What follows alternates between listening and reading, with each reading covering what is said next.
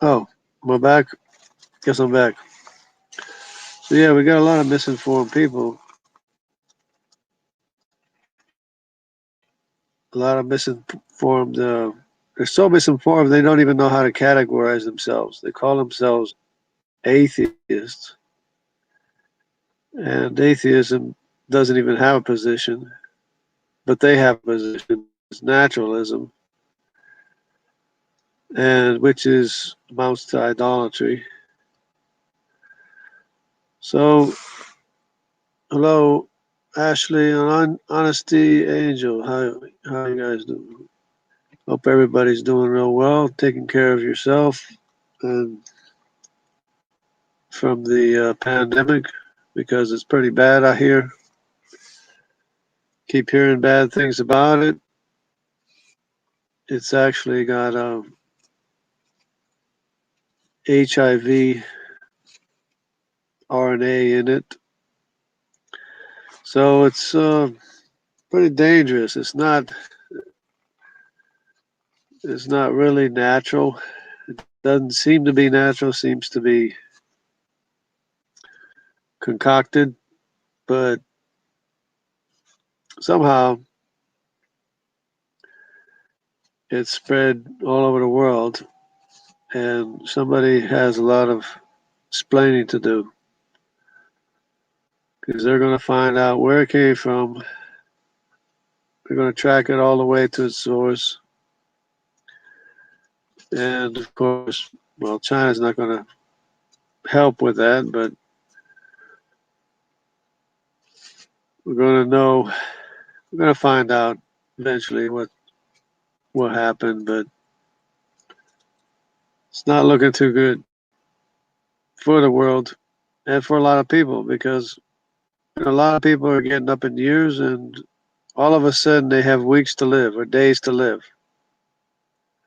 So it's really not a good thing when they could have lived, you know, several more years, 10 more years, 20 more years.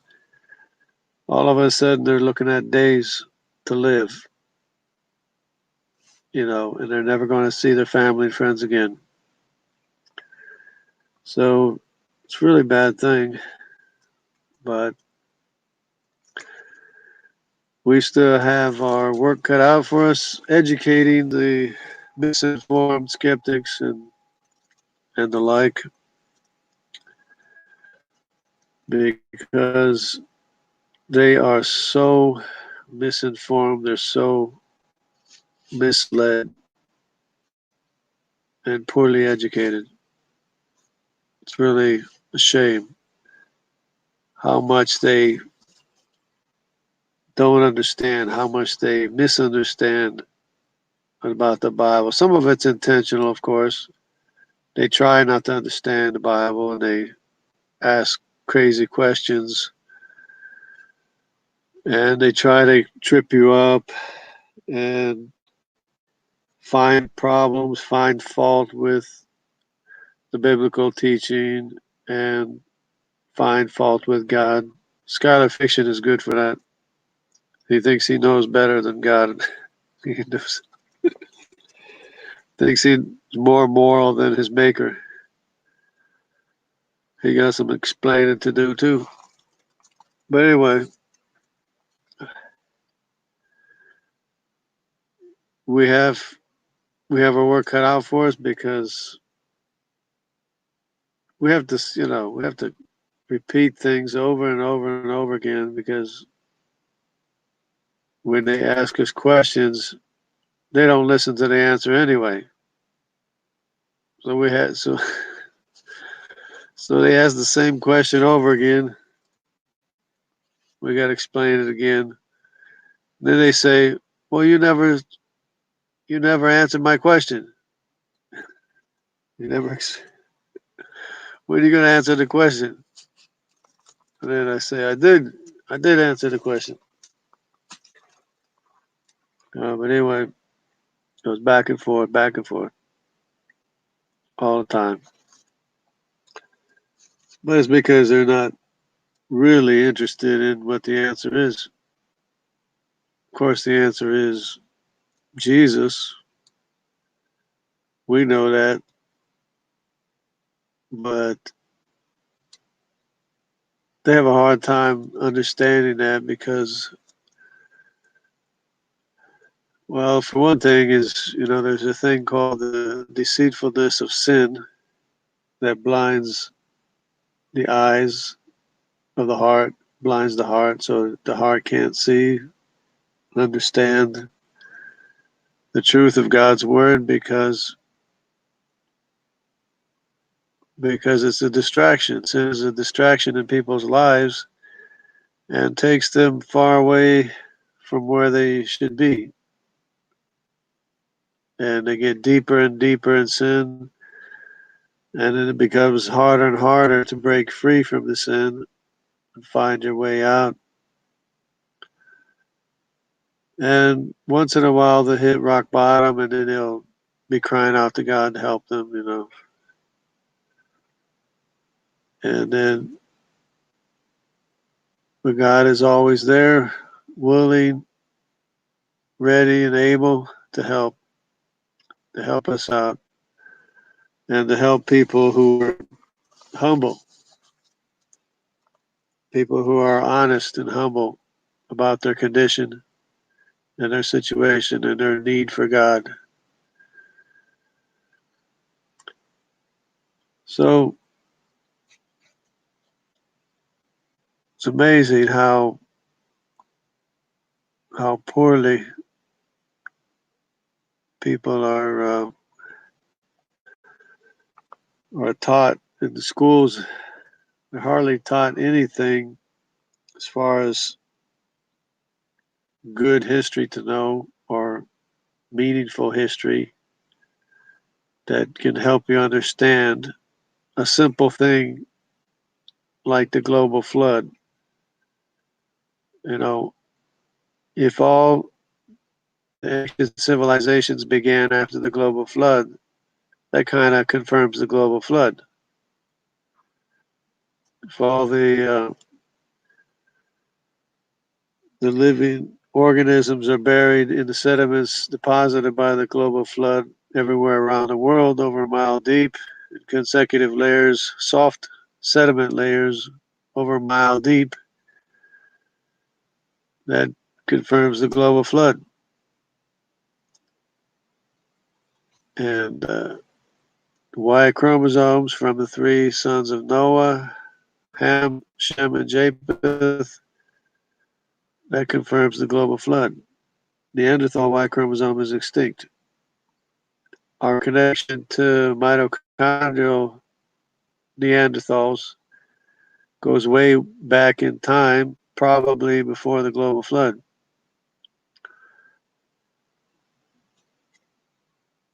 So then we have the genealogies too, confirming the genealogies that we have that also go back to the same ancient civilizations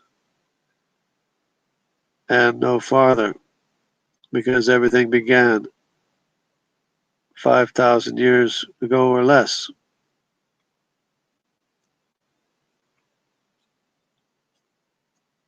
and there is no more history.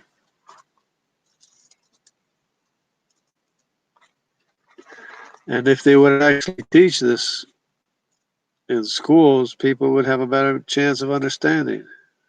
The volume of the sediment layers that are water deposited sediment layers around the world, how much is it, the volume, that would help people understand too. It's over 100 million cubic miles, consecutive layers of water deposited sediments. Of course, it's substantially more than that, but it gives you a good idea of the volume of the sediment layers from the global flood that are all consecutive layers. You know, a local flood doesn't even compare to that. Some local flood that doesn't have that kind of volume. And then we're finding out how the genome works,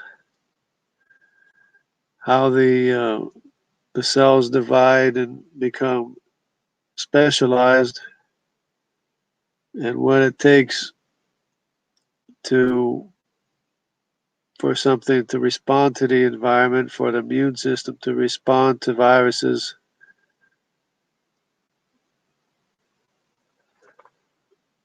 And it's just amazing what the body is able to do, what the genome is able to do. Carnivorous ape has a question here.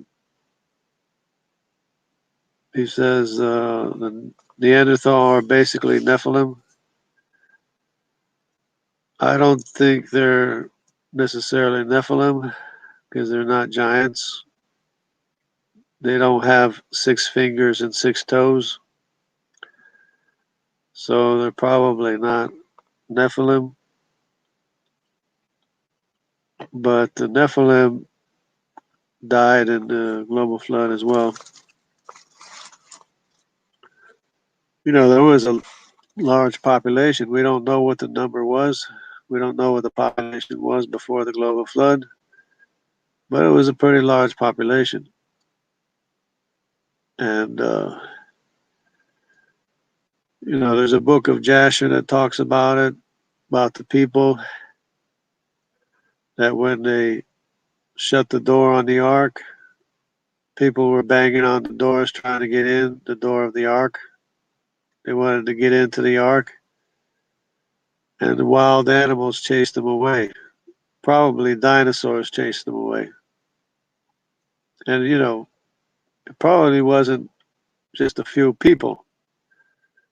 It wasn't like, 2 or 3 people. It was probably a crowd.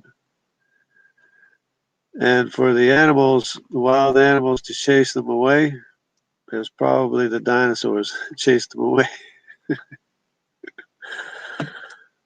just just throwing that out there. Yeah, basic math disproves the idea of even a flood on the scale of the local mountain, much less covering Everest. The amount of water doesn't exist on the planet. Okay, but this is what I was trying to explain. I mean, earlier in the previous video and this video, just how uneducated and poorly educated people the general population are. It's just, I'm not picking on carnivorous ape. You're not the only one, but you're so misinformed and so poorly educated that you still think that the water had to cover Mount Everest. And you don't even know that Mount Everest was pushed up after the global flood. And that amount of water doesn't exist on the planet. Well, it probably does in the first place. And it's just that continents happen to float more.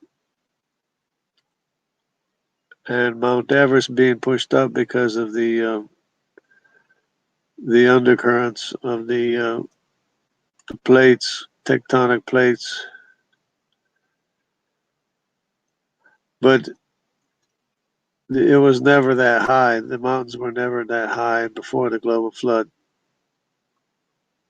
And we know that the water was over the highest underwater feature because it was like up to the dinosaurs' shoulders. That's how Noah knew how deep the water was. 15 cubits. 15 cubits is like up to the dinosaur's shoulder, sauropod's shoulders. So it's not it's not so hard to understand the Bible and to make sense of it. And the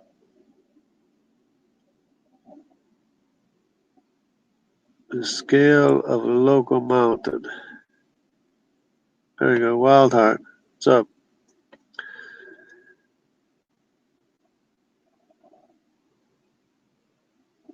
Okay. Closed clams on Mount Everest. Yeah, in the closed position, that means that they were alive when they died, when they were buried. It doesn't. Carnivorous ape says it doesn't. Plate tectonics uses an old Earth. According to the young Earth model, plates don't move. I think you're making things up because it was the creationists that knew about the separation of the continents long before the secular scientists knew about it. Yeah, incognito, Wild Heart.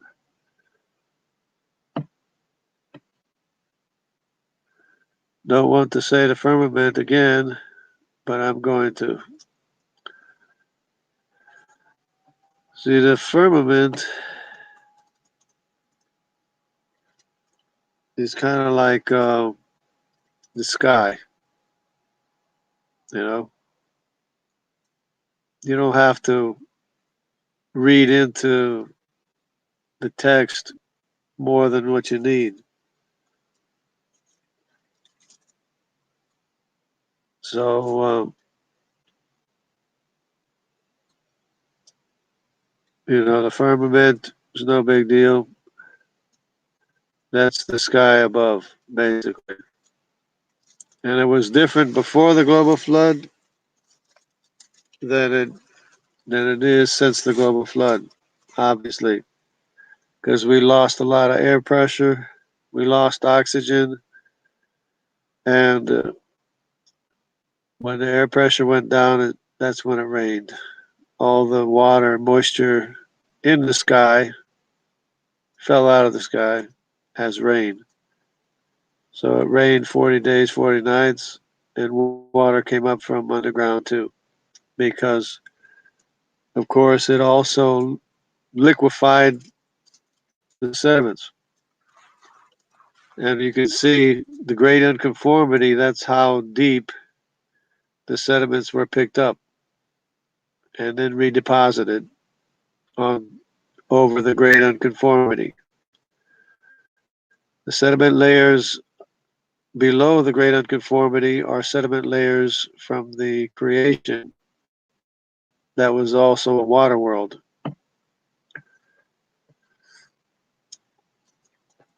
And that's why there's sediment layers before the great unconformity with no fossils in them, just microbes and stuff. As for the firmament, this argument is ridiculous. What do you mean? We got sky. We've been to space and there's no dome over us unless you believe in a flat earth. Oh, if the flat earth was true, then you'd have a dome and then you couldn't get through? Okay, could be worse. Okay, so no, the sky is like if you look at the Earth from outer space, you can see the atmosphere. The atmosphere covers the Earth, and then, of course, we can see the stars. And they could see the stars before the global flood too. It's just that the water that was in the sky was um, was a gas. Was it wasn't? It was in a gas state, an evaporative state. And then when the atmosphere lost pressure, that's when it rained all the moisture out of the sky, the atmosphere. That's why the atmosphere is not the same today as what it was, what it used to be before the global flood, with higher concentrations of oxygen.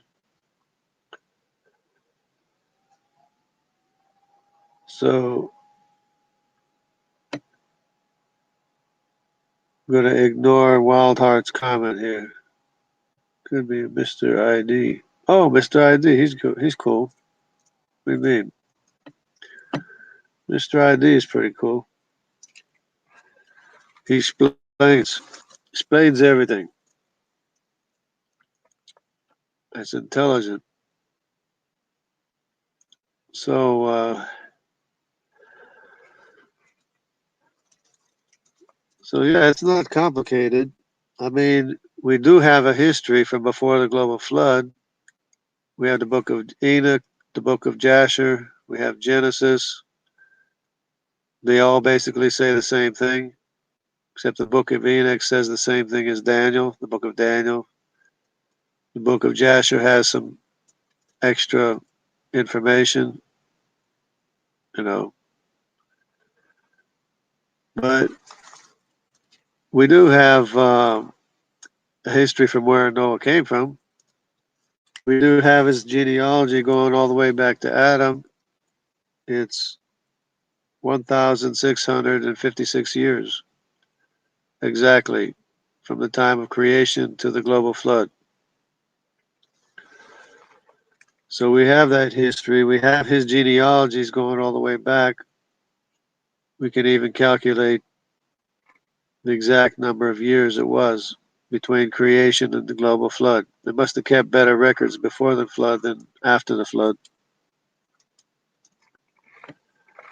So yeah, it's good to learn some science. We got to learn some science because apparently they don't teach science in school.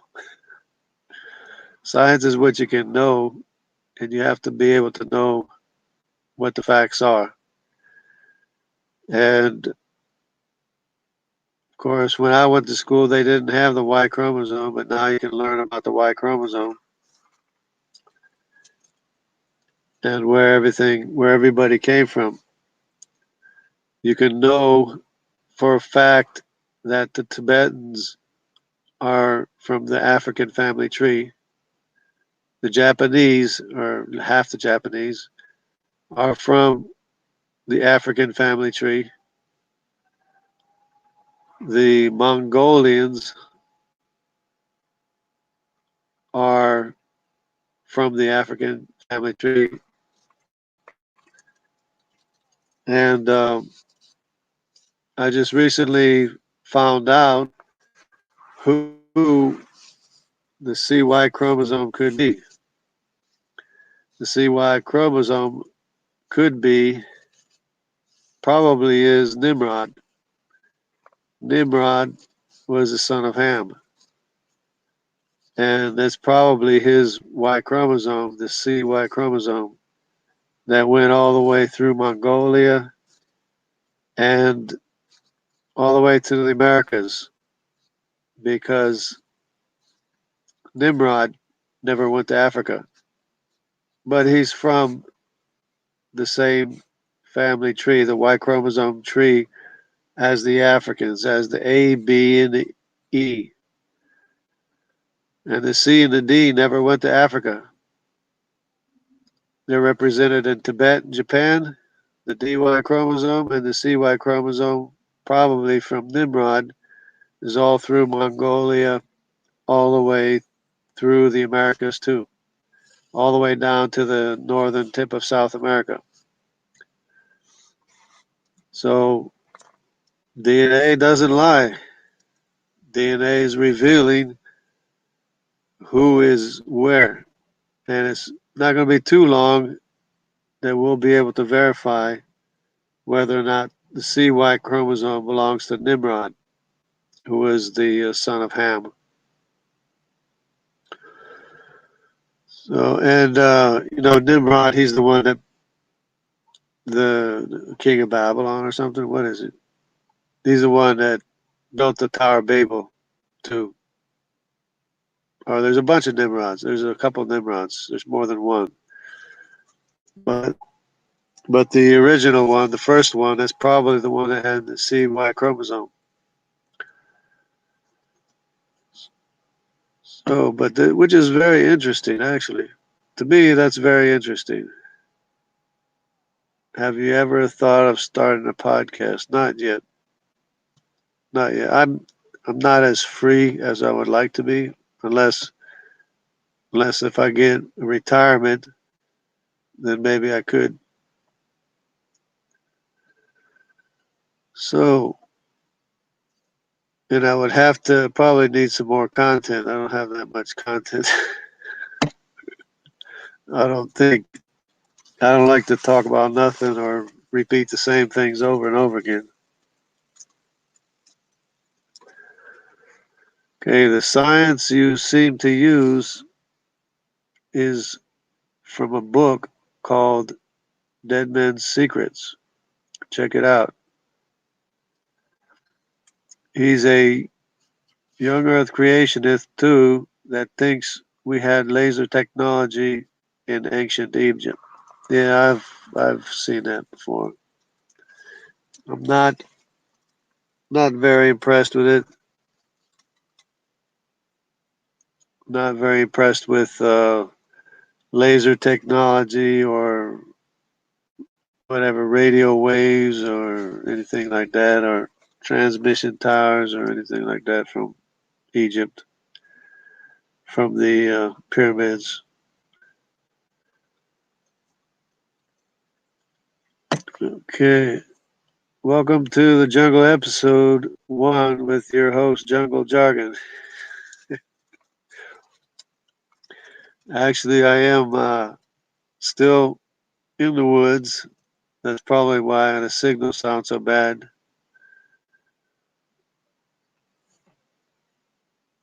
Okay. Back to Netflix. Y'all have fun. Okay.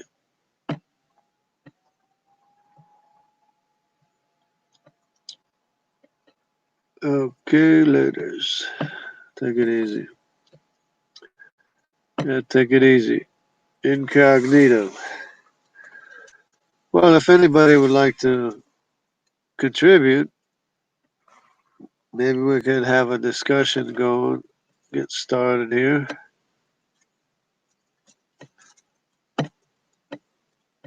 Not so sure how long this signal is going to hold up, but can always try. And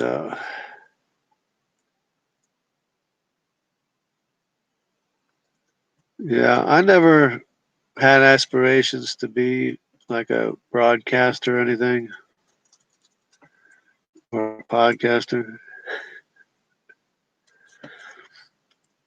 But some of my friends did, though, from the Amazon, and they actually were radio announcers uh, in Brazil, speaking Portuguese. But That's another thing. Don't know what happened to them. He's probably still around somewhere. As a matter of fact, I do know a little bit what happened to him.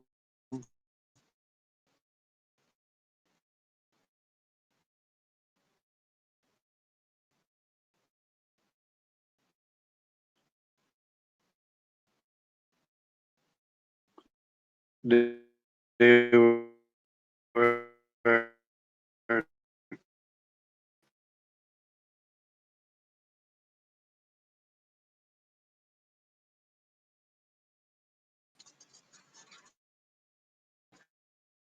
a roommate that made fun of me, told him not to dive in the water without putting your hands in front of your.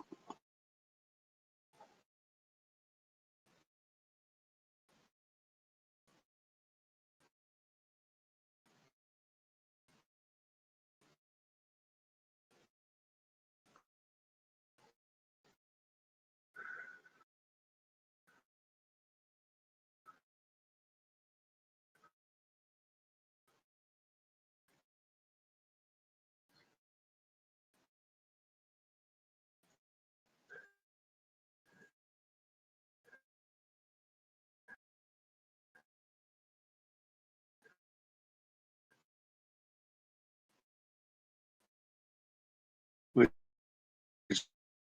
I can't.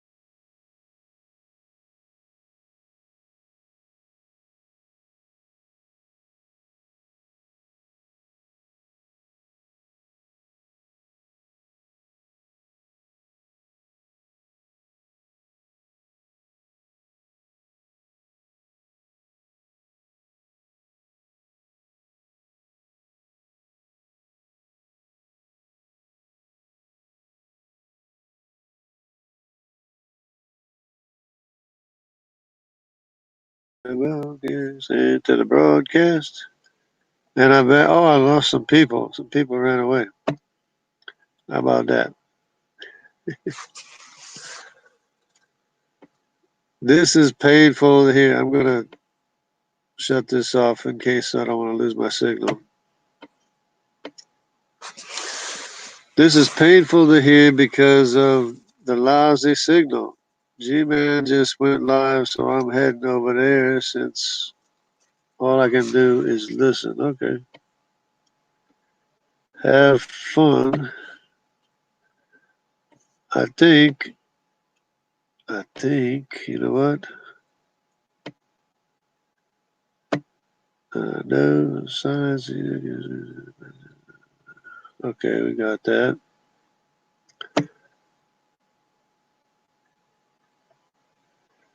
All right. All right, that's it, I guess. Okay. So, yeah, I'm just trying my new location here, see if it works. And apparently, it's not all that bad. It's not all that great either, but it's about as good as I can get. What I need, the battery. The battery's okay. Okay, I think the battery's okay.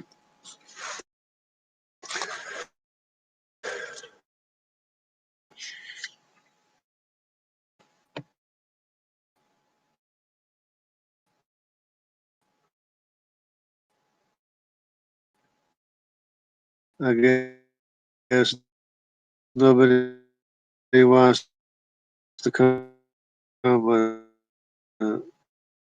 attack me since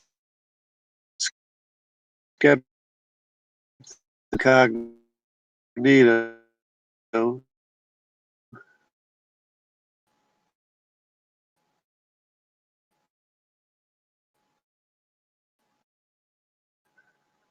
They like to, as a strong position, they would present it.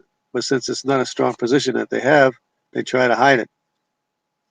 And then they attack our position and question our position when we have a position. Because we have the truth. And when you have the truth, there is no other valid position. And I could explain that too if anybody is interested. But most people probably know what my position is or what the absolute truth is. That we have a maker and our hope is in our maker. Our our hope is only found in our creator.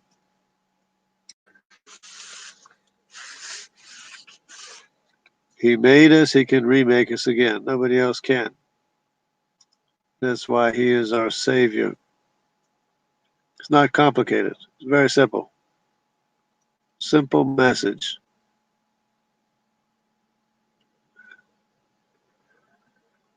Okay, this is a bad signal. Yeah, it's probably not that great. But anyways, yeah, if nobody's interested in having a discussion, I don't want to use up my time unnecessarily. So maybe I'll just head back down to the cabin and see what's going on. But I just wanted to try this out a little bit, see how it goes. Seems to be pretty good. My battery's holding up. My phone battery's holding up. All right. And yeah, the latest thing that I found was that probably the CY chromosome is probably Nimrod, who is from the African family tree, but never went to Africa. And there's another person that never went to Africa either, and that would be the B, no, not the B, the D Y chromosome. So in Africa, you have the A and the B and the E, which is Egypt, and outside of Africa, you got the C and D that never went to Africa. So that kind of shoots the out of Africa theory. They're not even represented in Africa. The other way. And we have historical records to back it up. So we also have in Europe, we have Japhethites in Europe. Japhethites are R and Q. You have R and Q from Western Europe all the way to the east, all the way, Q goes all the way to South America. The R and the Q are Japheth. They're both basically the same thing. They're just in different places. But it's basic. Q and R are close together. OPQR, Q and R are the same family tree, Japheth, Y chromosome. So and that's what the Bible says. The Bible says that Japheth went north. And then, of course, in Western Europe, it's mixed with Semitic population. In Eastern Europe, it's mixed with of course, the African population, and it's also mixed with the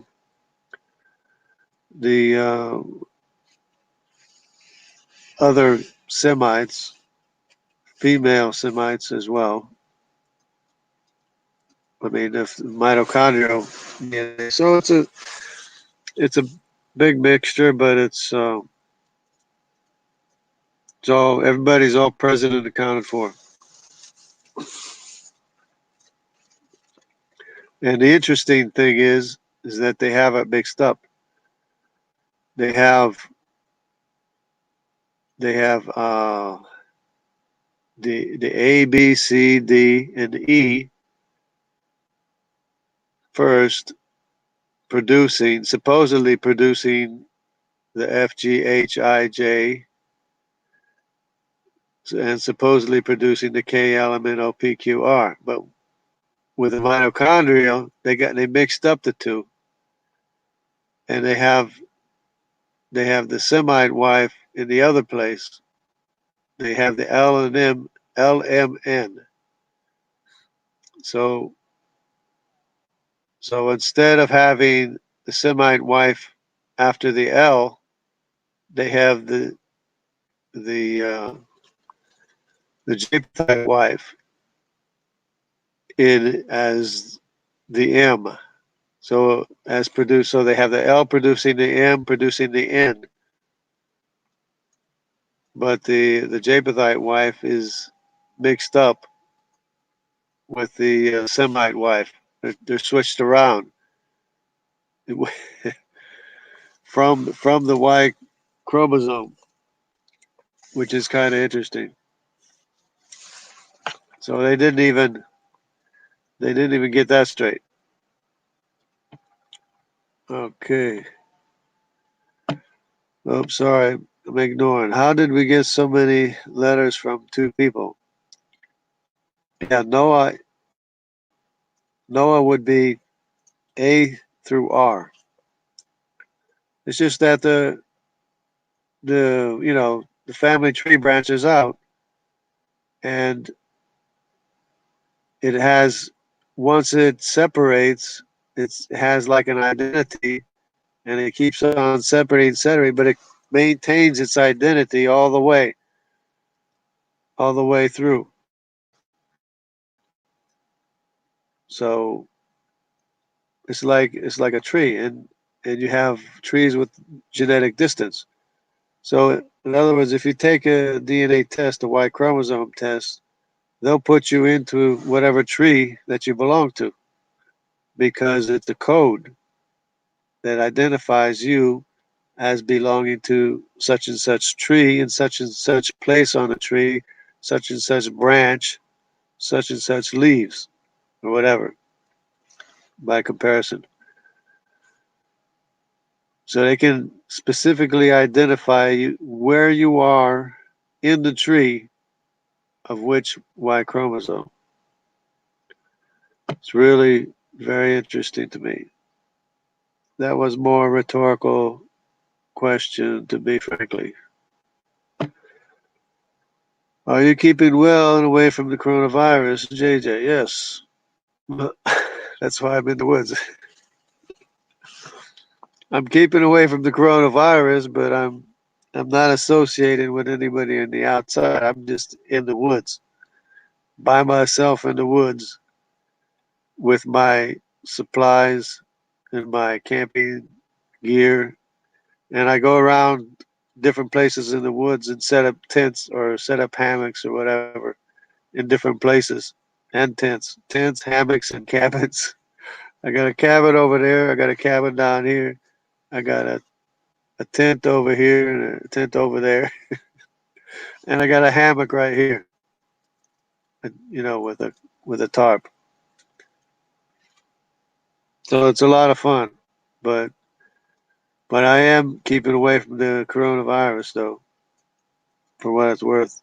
And I don't know if I'll ever be able to go back.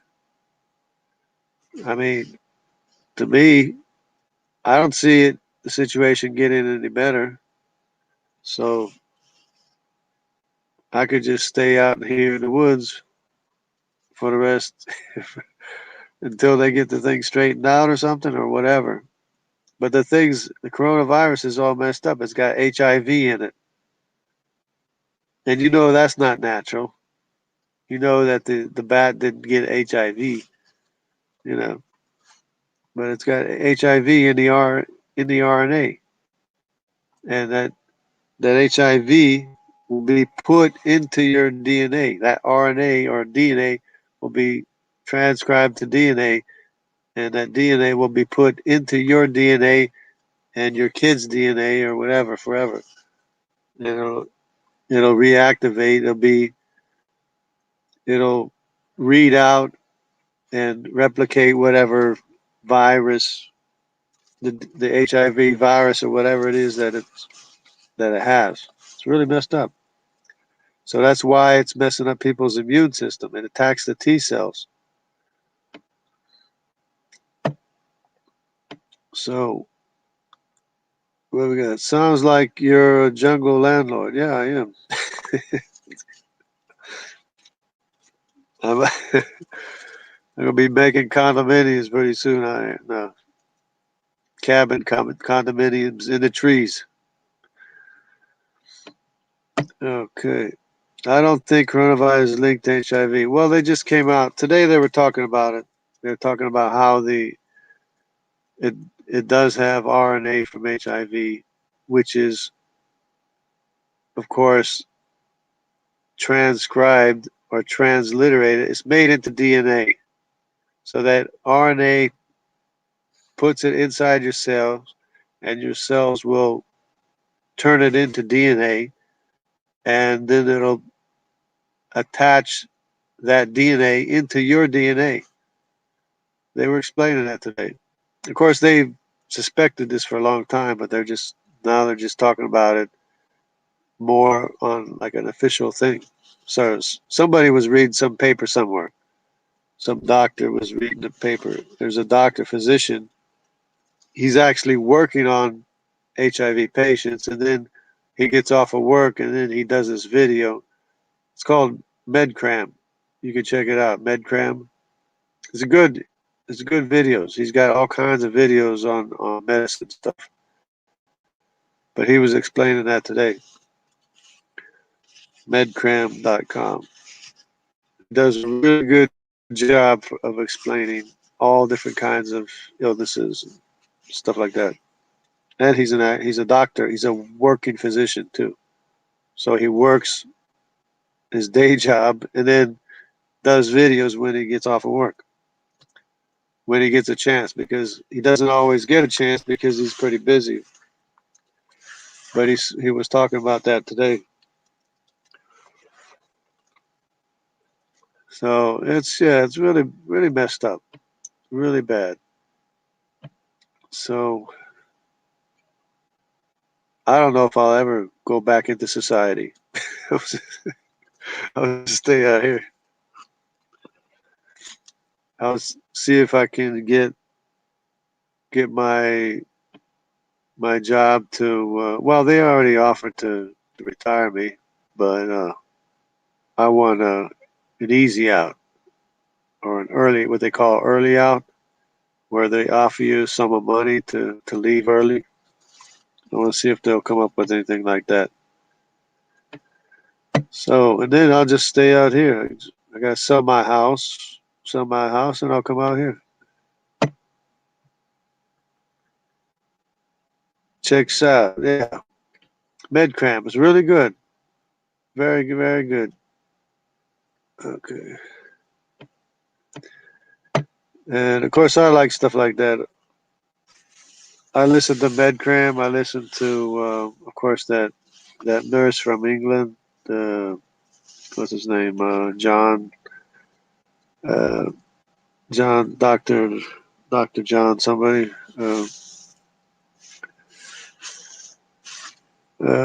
Forget his name. But anyways, and then there's I listen to Sean Carroll. I listen, some of the people I can't listen to too much, but I can listen to Sean Carroll. And then once in a while, I listen to Neil deGrasse Tyson. And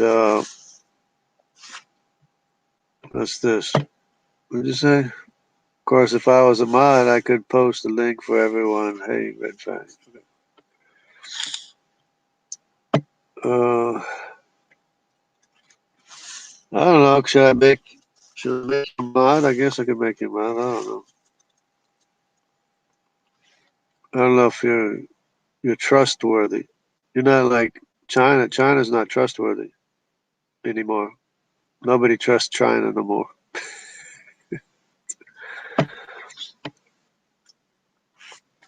I can't use my firmament joke twice in one hangout. Wait, yes, I can. The firmament. The firmament. I don't see what the big deal is about the firmament. You know. So, there's sky. It's the sky above. The sky above has sun, moon, stars. That's a firmament. Now, I don't see what the big deal is. It's not as much oxygen, probably not as much of an atmosphere as what it used to be. I trust China to make genuine Rolex Rolex watches. Yeah, they used to make when I was a kid. The big thing was Seiko watches. They would change the I and the E around and make Seiko watches. the, and if you didn't know the difference, you would buy the wrong Seiko watch.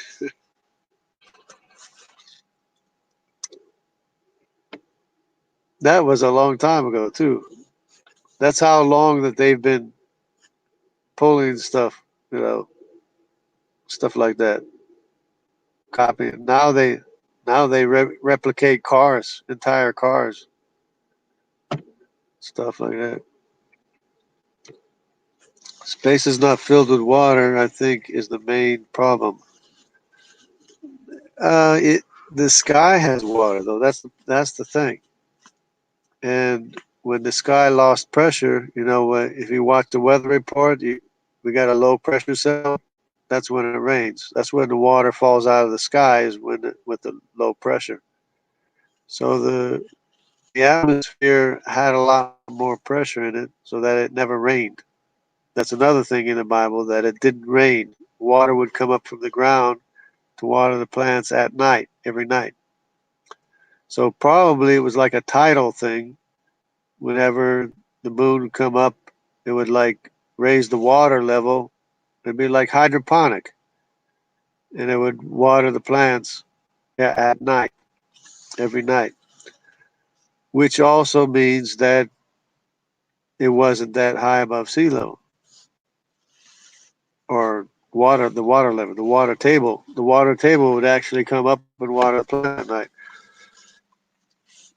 So, so it was really an awesome creation that was totally destroyed by the global flood, and people just don't value good education anymore, or they don't value knowing science, knowing things, you know. And so it's only people like me that dig this stuff up and reteach it to people that is a long lost science, science from a long time ago, from before the global flood. It's knowing facts from before the global flood. I thought water came from space, though, through the firmament window. No, it's, windows of heaven were open. That's a manner of speaking. the the windows of heaven came through the window. No, it's a manner of speaking. It rained. Uh, Hello, Louisa Fine. How are you doing? Hi, all wild heart.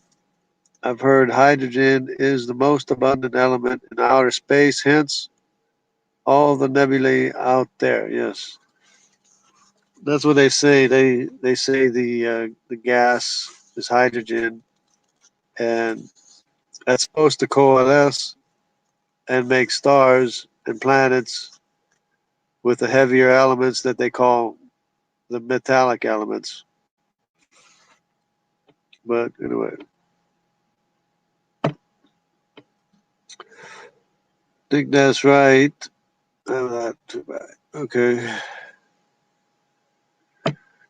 Got O.P. Thomas Bryan. It was such an awesome creation. Why was it destroyed? Yeah. Too bad it was destroyed. I don't know why. Well, it was because of man's sin. We know that. But why did man not listen to God? He's not very smart, I guess. Just not very smart.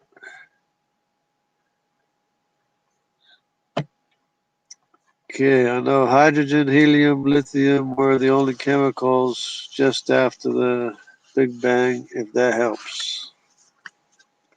Hydrogen, helium, lithium ion batteries. Good. Okay, I was just about to ask the same question. Why was it destroyed? Well, it was destroyed because people were doing horrible things. Not such an awesome creation, then, was it? Why not? Doesn't make any less awesome just because God destroyed it. I mean, it's awesome that He was able to destroy the whole earth and allow us to be alive today. That's awesome, ain't it? Or are you ungrateful?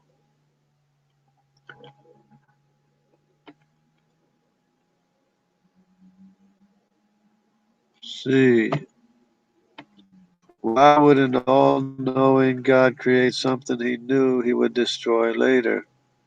Well, He proves what people have in their heart. He proves what people are like. It's not a question of, well, maybe did somebody do this? Did they do it, or did they do, or would they do it, or what is in God proves what's in your heart to do.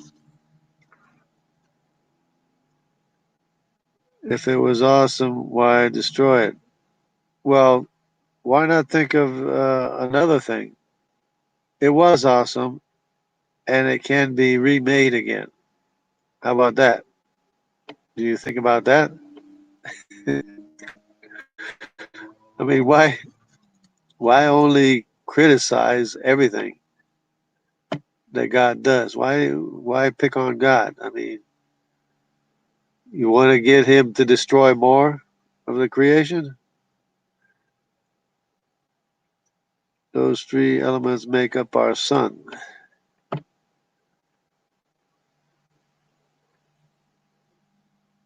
Yeah. And a lot of other elements are in the sun too, but not in great quantities. Hydrogen, helium, and lithium.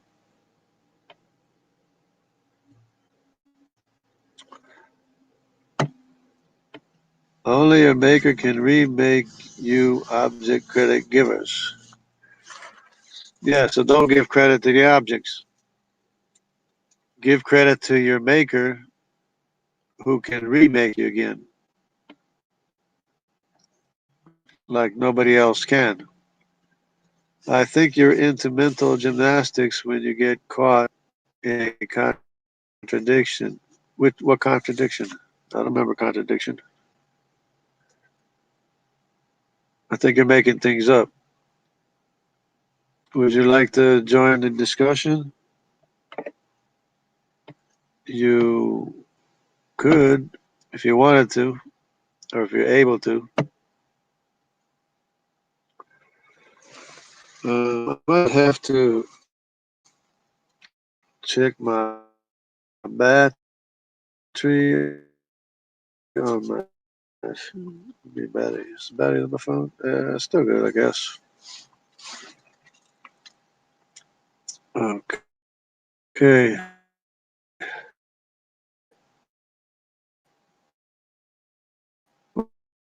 Uh,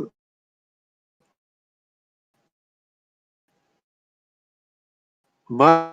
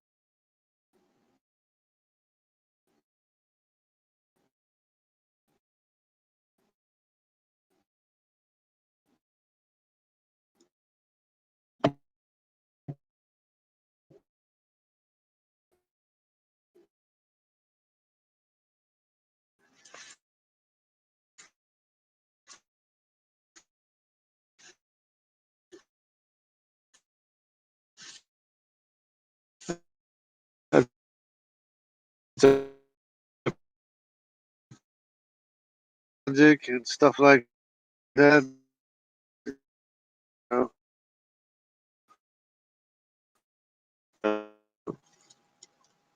energy can't make itself. It can't order itself. Oh, yeah, it happens sometimes. I lose the audio. Happens all the time. I lose the audio. It's not complicated. My logic isn't that complicated.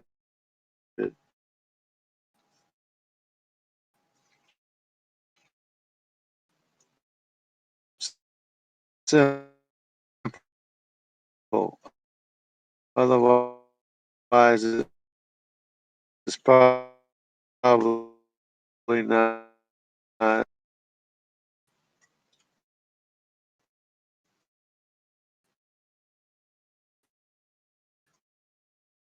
So it's good to keep it from has to have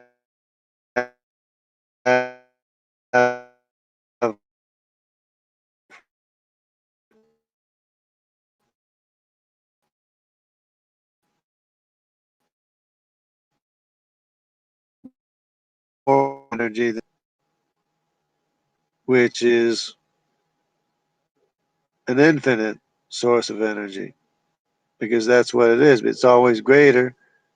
It's always coming from a greater source. It has to be an infinite energy potential, infinite source of energy.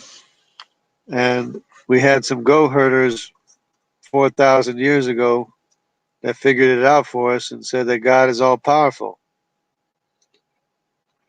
He's all knowing, because if we know something, we're intelligence, then the one who makes us has to be more intelligent than what we are. So he has to know more than what we know. So the one who made us knows more, is more intelligent. So he has to be infinitely intelligent. Same thing. So he's all knowing, all powerful, and as the maker of energy and matter and the dilation of time and space, he's not limited by time and space, his fabrication, so he's eternal. So our maker is all knowing, all powerful, and eternal, just from looking at the physical evidence that we have, that we see. It's not complicated. You got to keep it simple. Keep it simple, and you'll learn a lot.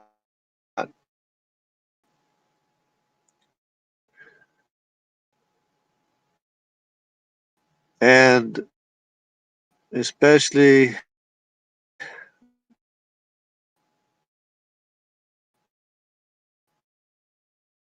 that you don't need energy to make the universe. You just start out with a hot plasma and expand the hot plasma, and then it goes on. What's wrong? We're an item. The plasma requires energy.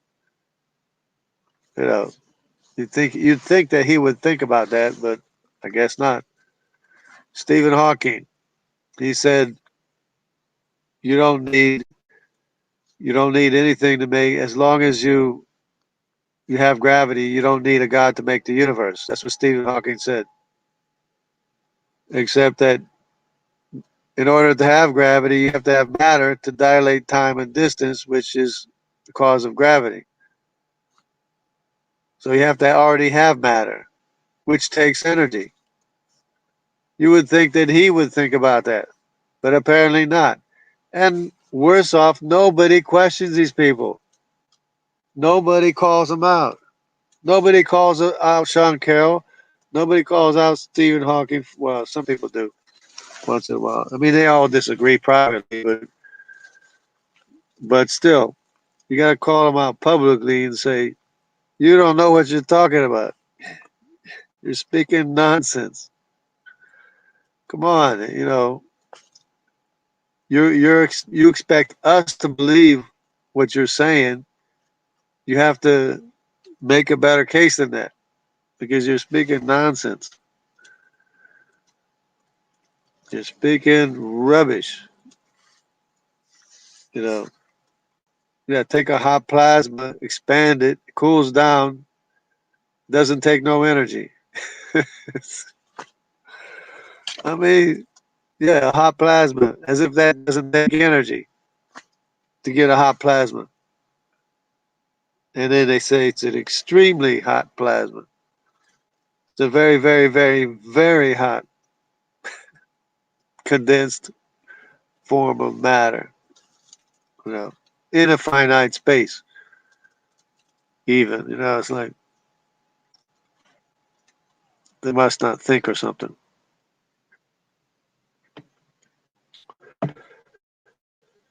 Okay, very few people call out Stephen Hawking since he died, to be frank. Yeah, yeah, of course. Yeah, now yeah, that's true. But there was a time when, when he was still living and nobody calls him out for it. But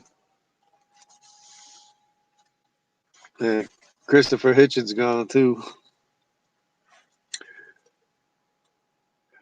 He was one of my favorite ranting and raving atheists, but he's gone now.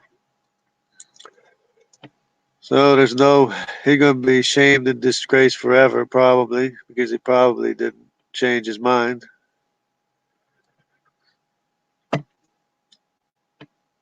I get your point, just joking.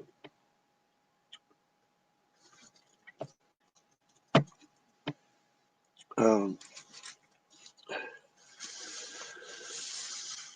yeah, but it's these people, they make me think I'm smart. If I act like a wise guy or act like I'm smart or hard headed or thick headed or big headed or whatever, it's probably not even my fault. I blame people like Sean Carroll, Stephen Hawking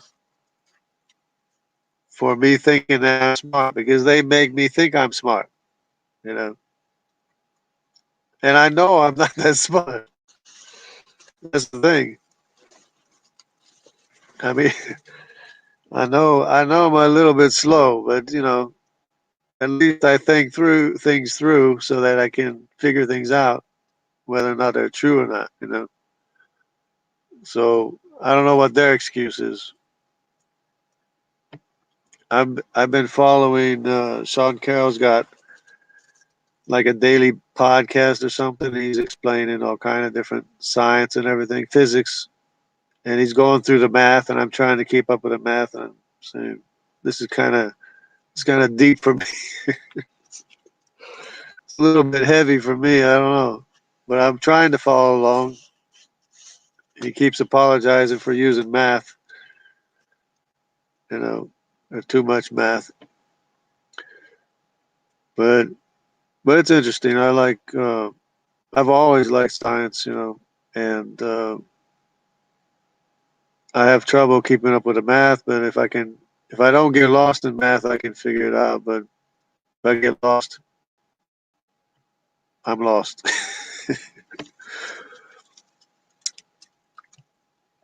Okay. Anyway, I would describe you as big haired. Big haired? A little bit. My hair's kind of thin, but I mean, it's fine. It's not thin, but it's fine.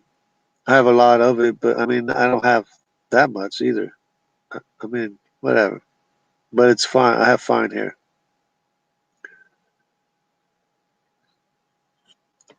And usually, if somebody touches my hair, they're kind of like shocked at how fine it is. Like what do you call them? I don't even go to people that cut hair anymore. But the hairdresser, the hair cutters, or whatever they are. They touch your hair and they say, "Oh, this is fine. It's fine hair."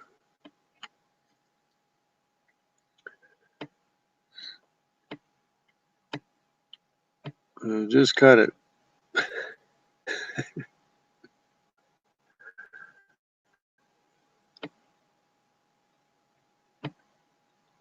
And I don't have sideburns. I've never had sideburns either because I guess I have too much Irish in me. I don't know. I have some people that cut my hair. They would laugh. They would laugh at me because I didn't have sideburns. That was funny. Anyway, I'm back. Needed some tea. It's nearly 6 a.m. over here. We need to ask them which came first, math or music. That's a good question. That's almost like a chicken and an egg question. Did the beat come first or did the math come first? The rhythm come first or the math come first? I think the rhythm came first.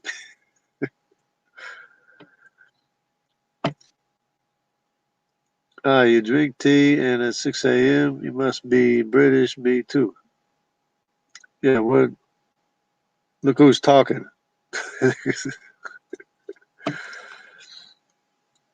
Tea time. I went to Derbyshire, England one time, and everybody stops what they're doing for tea time.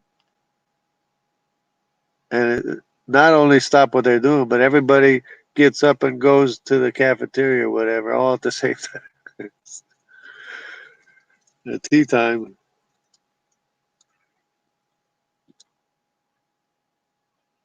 no matter what the subject is, what the or what's going on, if it's tea time, it's tea time.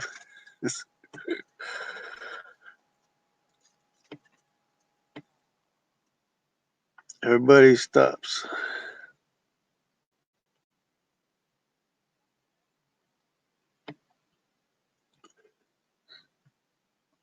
I gotta go make me another coffee in a little bit. I had some tea today too, actually. I made some noodles with some corn and peas and chicken and a whole bunch of stuff in it, and I put pepper in it. So I put a lot of pepper in it, so I had to drink some tea.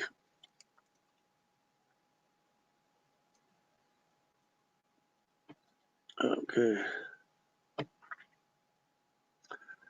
Math must have come first, surely. There's a number in first. Yeah, well, yeah, the math always existed, but people had to make it up, though. It was always there, but we had to make it up. We had to identify it and define it and explain it because it's geometric. If there was two dimensions, there wouldn't be any life. There wouldn't be any math because there wouldn't be any life. I mean, there wouldn't be any life to define math. There was two dimensions. Sean Carroll was talking about today. It says three dimensions. That's where you have time and space. I mean, you have things that can move around, but not in two dimensions. There's not much you can do. You can't really move around. Strings can't move around either. He was talking about strings, but he doesn't like string theory. He's not impressed with it yet. Math, there would be math. It would be flatter. Yeah, but you can't really compute though in a two-dimensional space. You can't really compute anything. That's the problem. And but he was going talking about three dimensions, four dimensions, and string theory needs 9 dimensions or 10 dimensions or 11, and it's all confusing. But it hasn't made any real world progress or predictions or relevance or anything like that. Talk about the string theory. So he's not impressed with it. I don't think I want to be impressed with it either. Because they're talking about little strings and big strings and little strings that are so small we can't even see them. Yeah, right. Okay, whatever. But particles are pretty interesting though when you talk about particles because you're talking about energy basically. It's smaller and smaller amounts of energy when you break up the atom.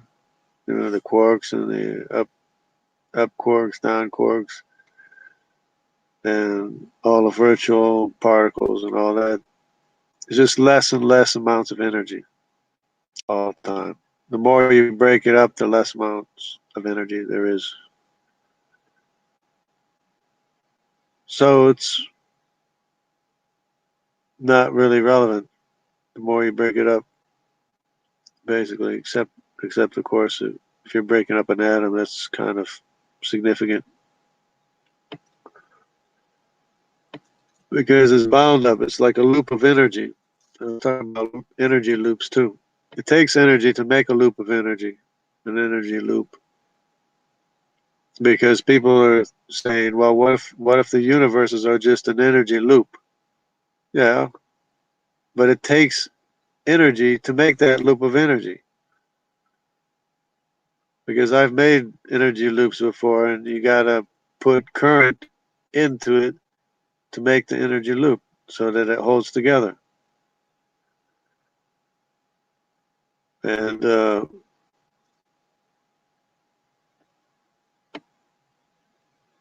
it'll be as strong as whatever energy you put into it.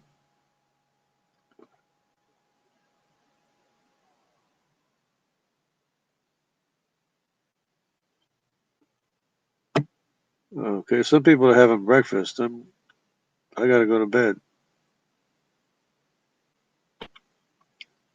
Stay safe and healthy, everyone. Laters. Take it easy, Wild Heart. Stay safe too. Don't break the rules.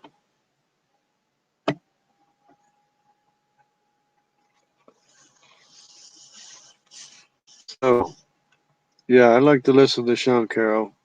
He's going through some physics uh, lessons right now, and I like to criticize him too, the silly things that he says sometimes. But I try to learn as much as I can from the math and stuff that he teaches. So,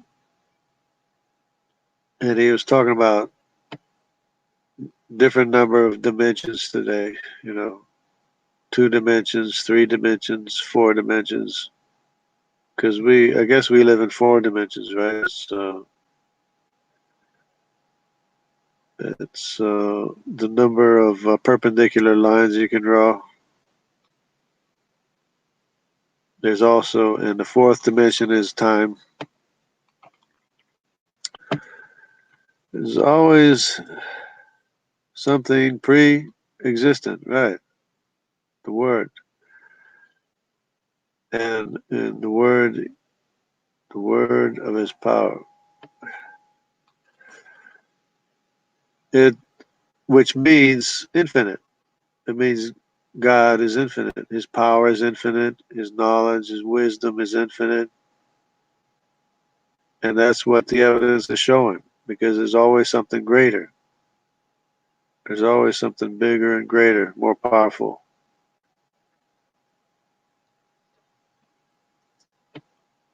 So yeah, if one thing existed, or anything, or just a few things existed, it would still require a greater amount of energy for them to exist,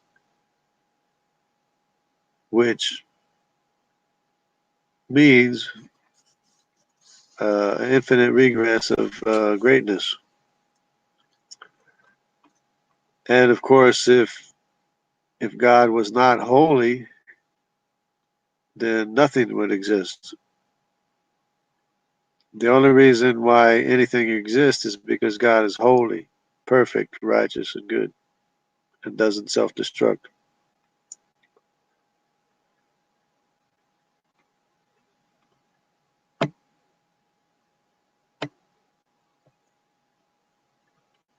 So, and it's, you feel for the people, the skeptics and atheists, they confuse themselves, they lie to themselves, lie to each other, lie to their kids, lie to other people's kids.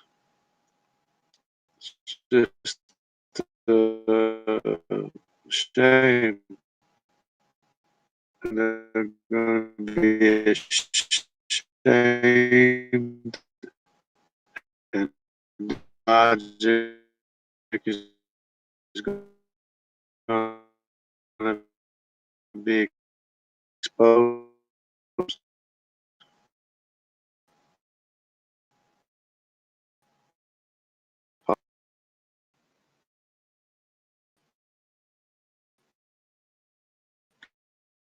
Don't waste thought and have